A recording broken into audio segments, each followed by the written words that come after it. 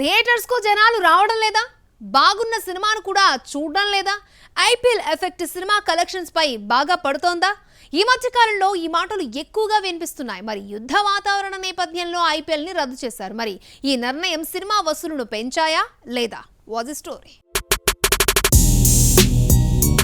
ఈ ఏడాది successful movies అంటే స్ట్రైట్ డబ్బింగ్ కలిపి ఓ 10 చిత్రాలున్నాయి. ఏప్రిల్లో బ్రేక్ ఈవెన్ అయిన సినిమా ఒక్కటి లేదు. సారంగపాణి, తుడరం వంటి సినిమాలకు పాజిటివ్ టాక్ వచ్చినా ఫలితం దక్కలేదు. దీంతో తెలుగు సినిమా ఇండస్ట్రీ భయపడిపోయి థియేటర్స్ కి జనాలను ఎలా రప్పించాలన్న కోణంలో ఆలోచించాయి. ఐపీఎల్ పూర్తయ్యే వరకు ఇంతేనా అని భయపడాల్సిన సిచ్యువేషన్. యుద్ధ పరిస్థితుల రీత్యా ఐపీఎల్ ని నిలిపివేయడం 3 సినిమాలకు కలిసొచ్చింది. హిట్ ఫ్రాంచైజీ కావడం, నాని వరుస హిట్స్ తో ఫుల్ ఫామ్ లో ఉండడంతో మే 1న రిలీజ్ అయిన హిట్ 3కి భారీ ఓపెనింగ్స్ వచ్చాయి. అయితే గత మంగళవారం నుంచి కలెక్షన్స్ తగ్గగా ఇంతలో ఐపీఎల్ ని రద్దు చేయడం కలిసొచ్చింది.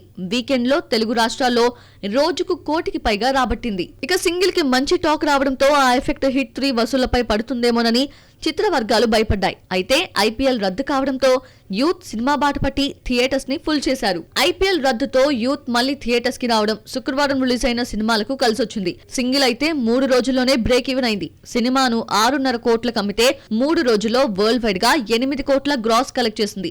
లాంగ్ రన్ లో 20 కోట్లు రాబడుతుంది అని అంచనా వేస్తున్నారు. ఐపీఎల్ రద్దు అందరికంటే శామ్ కి ఎక్కువ లాభపడింది. సమంత నిర్మాతగా మారి తీసిన శుభం జస్ట్ యావరేజ్ టాక్ మాత్రమే తెచ్చుకున్న 3 రోజుల్లో 5 కోట్ల 25 లక్షల గ్రాస్ తీసుకొచ్చింది.